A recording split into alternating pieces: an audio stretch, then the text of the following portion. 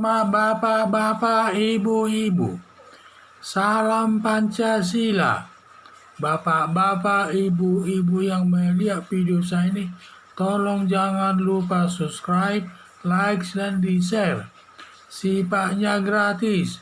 Pada hari Selasa, tanggal 30 November tahun 2021 ini, saya akan mengomentari kata Khalil Nafis, Majelis Ulama Indonesia tidak setuju reuni persaudaraan alumni 212 dapat memecah bangsa.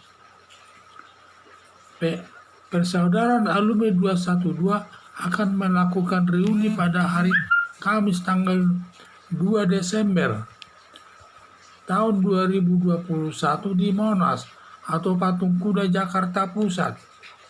Rencana pelaksanaan reuni persaudaraan alumni 212 banyak mendapat protes atau kritikan, antara lain datang dari Majelis Ulama Indonesia. Khalil Nafis menolak reuni persaudaraan alumni 212 karena tidak ada gunanya yang bisa menimbulkan perpecahan sesama anak bangsa dan tidak mungkin mempersatukan bangsa Indonesia.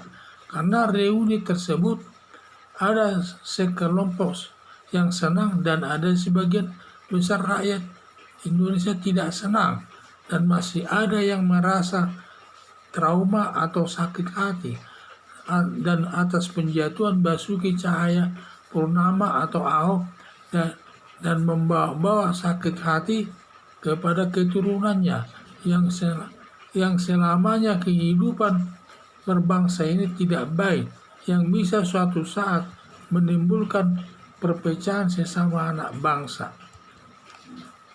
Saat ini yang dibutuhkan rekonsiliasi dalam memperkuat persatuan bangsa Indonesia dengan syarat tidak mengingat-ingat masa lalu yang penuh sakit hati, tidak membawa-bawa agama, harus ada kesetaraan, tulus bersatu, berlandaskan Pancasila sebagai dasar negara Indonesia, seperti yang pernah dilakukan Nelson Mandela dalam mempersatukan negara Afrika Selatan. Dapat juga rekonsiliasi digabung dengan masalah peristiwa 1998, korban masalah PKI, dan peristiwa-peristiwa lainnya yang pernah terjadi guna terciptanya persatuan negara Indonesia. Harapan saya rekonsiliasi segera diwujudkan demi persatuan Republik Bangsa Indonesia atau Republik Indonesia berdasarkan Pancasila sebagai dasar negara Indonesia. Inilah saya lihat di mana reuni 212 ini yang akan dilaksanakan di Monas pada tanggal 2 Desember tahun 2021.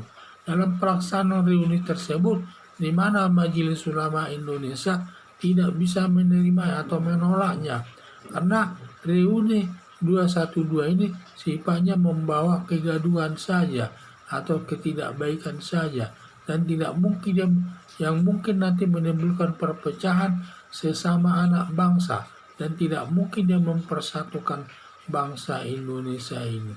Samping itu juga peristiwa-peristiwa yang sudah terjadi dalam peristiwa waktu penjatuhan Ahok dari gubernur tersebut, banyak yang merasa sakit hati, banyak yang senang, dan banyak merasa sakit hati. Yang sakit hati ini baik juga yang menang tersebut bisa membawa sampai ke keturunannya, yang berakibat nanti keturunannya menimbulkan rasa sakit sesama anak bangsa, sehingga persatuannya tidak baik. Sehingga dengan harapan saya, yang penting sekarang ini sebenarnya melakukan rekonsiliasi segera diwujudkan demi persatuan Republik Indonesia berdasarkan Pancasila dan negara Indonesia, di mana dalam melaksanakan ini Jadi harapan saya segera direalisasikan rekonsiliasi demi mempererat persatuan anak bangsa berdasarkan Pancasila sebagai dasar negara Indonesia.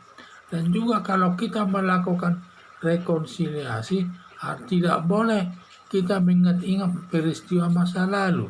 Dan juga harus ada kesetaraan. Dan juga harus ada rasa kesatuan yang ingin bersatu dalam membangun negara kesatuan Republik Indonesia. Dan inilah syarat-syarat untuk melakukan rekonsiliasi, antara lain syarat-syaratnya hal tersebut. Sehingga nanti kalau kita melakukan rekonsiliasi, di mana akan memperkuat persatuan seluruh bangsa Indonesia ini.